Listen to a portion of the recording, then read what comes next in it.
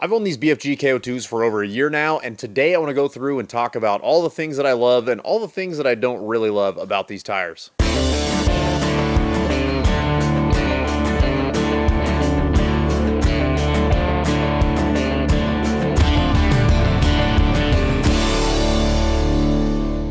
Over the last year, I've had these tires on just about every terrain there is. Mud, snow, sand, rocks, and of course the street. The size that I'm using is a 285/70 R17, and in this video, I want to give you a rating for each category and talk about my impressions of these tires overall. The first category we're going to cover today is mud, and mud is just an all-terrain's worst enemy. These are not designed to perform well in mud. I would say the best performing all-terrain in mud is okay at best. And that's because they want to give you a certain amount of highway performance at the sacrifice of mud performance. They take the tread and they narrow it. They narrow the spacing in between the tread to give it a quieter ride. Supposedly it gives you a better stopping distance, some different things like that. And this makes it to where when the mud gets into those narrow voids, it stays there and it doesn't clear very well. And with a mud terrain, they widen that void out, and they'll even taper it on most modern mud terrains to make it to where the mud will eject out of that tread really easily, and the sacrifice is road noise and road handling characteristics in some cases. So these are all things to consider whenever you're shopping for a tire and decide whether or not you need a mud terrain or an all-terrain. Where I live, it is wet 9 to 10 months out of the year, so if it's wet, when you go off-road in the dirt, you're in mud.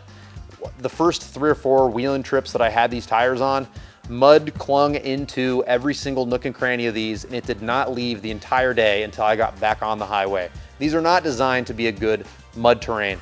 That being said, my rating in mud is a 4 out of 10, and so a 1 would be like a normal highway radial tire, like you'd find on just a bone stock, like 2-wheel drive Silverado or a Honda Civic or a Jetta or something like that. So that would be a 1. A 10 would be like a bogger, an actual competition mud tire.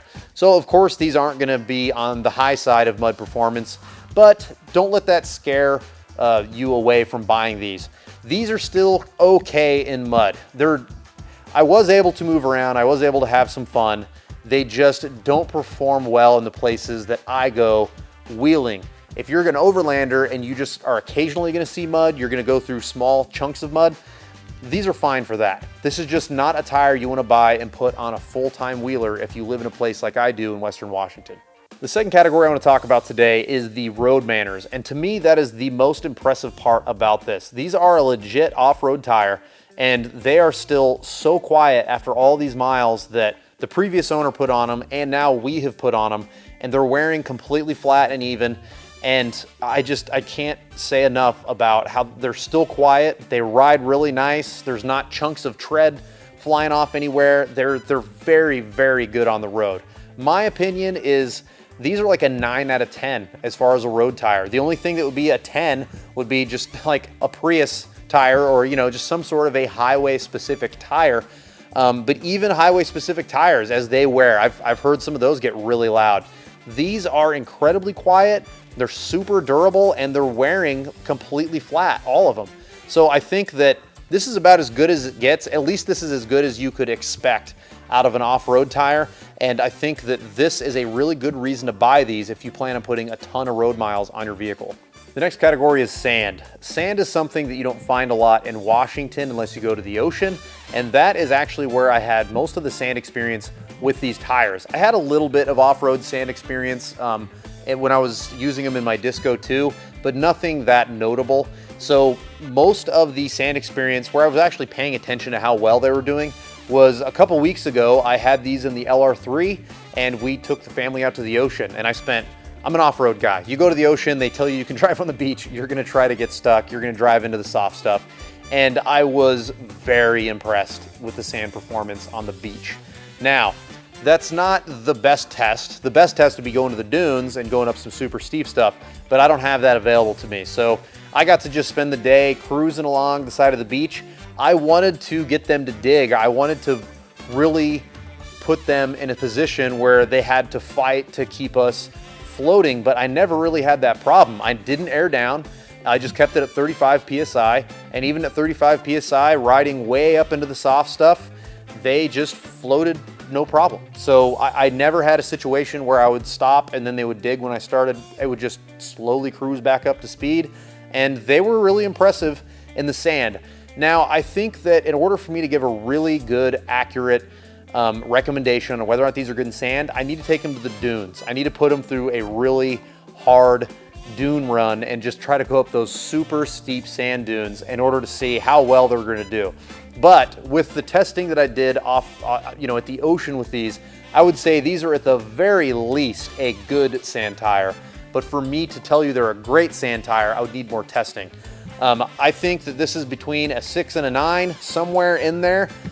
So far, the performance has proved it's at least a 6, and I would say they could be as good as a 9, but I won't know until, well, if I ever get the opportunity to take them up a steep dune. There's not much opportunity for that where I live, but who knows, maybe one day. The fourth category we're going to talk about today is one of my favorite categories, and that is snow. There's a lot of you that have never wheeled in snow, and that's something I never even considered because I'm just so spoiled where I live. We have really good snow wheeling up here, but I've had those of you from like Saudi Arabia, people from places all over the world that have said, we have never seen snow wheeling and we love your snow wheeling videos. So for those of you that don't really care about the snow performance, but you want to see some really cool snow videos, you will definitely be seeing these tires on my wife's LR3 getting stuck in super deep snow. I'm going to push that thing hard this winter in the snow and see how good these tires are in the deep stuff.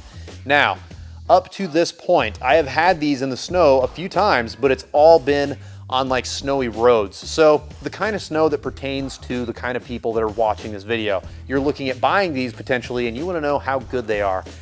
Snowy roads, these are outstanding. They're probably one of the best snow tires I have personally used. Stopping hard, they did really well at stopping in a short distance. They didn't slide around side to side. I never felt unstable. And I don't have any good like snow wheeling B-roll of these yet to overlay in this video, but I'll put a couple pictures of us parked up at my in-laws' cabin from me wheeling my family, basically, just driving my family over a snowy mountain pass to go get to their cabin last winter. So I think that at this point, I'm gonna rate these very similar to the sand. These are at least a 6 out of 10. They're outstanding on the road when the road is covered in snow, but I won't know if they're a 9 out of 10, or who knows, maybe even a 10 out of 10 until this winter when I can air them down to 6 PSI and get them just really high up in the mountains into that deep powder. The fifth category is rocks, and I am not being overly generous when I say that this is a great rock tire. It really is. If you live in the Midwest or like the dry part of the Midwest and you are looking for an all-terrain that is good in rocky terrain, I think that this is an amazing option. Because of the way the tread pattern is chopped up into so many small sections, even though this is a harder compound of tire, it makes it to where whenever you air down, it folds over rocks and obstacles very well.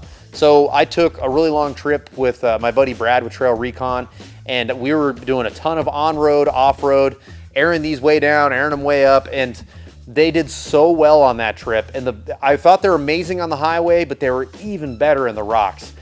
My Land Rover Discovery is open differential front and rear, so I know a lot of you guys are watching this. It could be in vehicles that are open differential as well. And even though it was open differential, with these folding over the rocks the way they did, the Disco performed in the rocks way better than it should have because it had a really good rock tire. Now, I'm gonna give these an 8 out of 10 for rock performance, which I think is a really high rating for an all-terrain.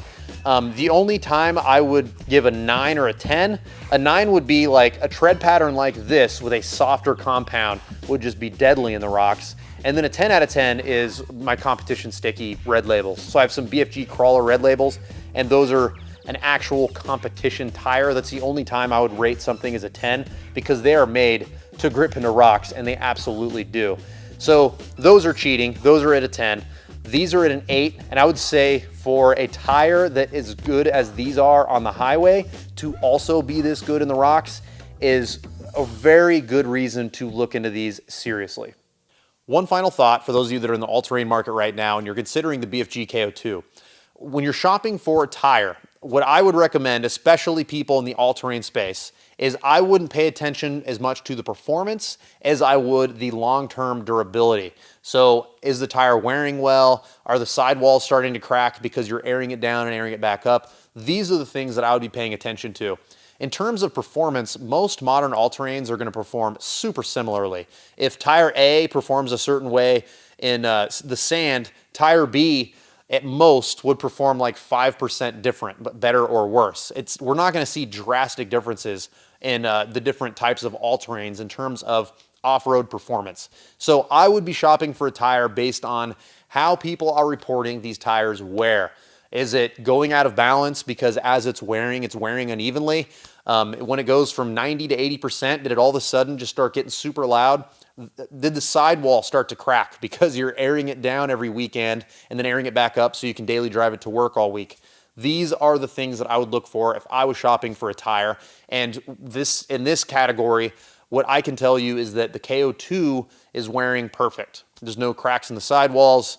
I had the alignment, perfect on this disco before I tore the axles out, of course. And I would expect the tire to wear evenly if it's a good tire. This tire wore evenly, so it is a good tire. That is the best endorsement that I can give these tires. And if you guys like the video, make sure you give it a thumbs up. Subscribe to the channel if you haven't already. I don't do a lot of reviews, but I do have a bunch more tire reviews on the way throughout the next year. So if you're into that kind of thing, stick around for that. If you want to help support the channel, you can go to thedirtlifestyle.com. We have t-shirts, hats, we've got neck gaiters, we have all kinds of gear and stickers, and we also have a link to our Patreon account. If you want to follow me on social media, I'm @DirtLifestyleNate. We'll see you next time.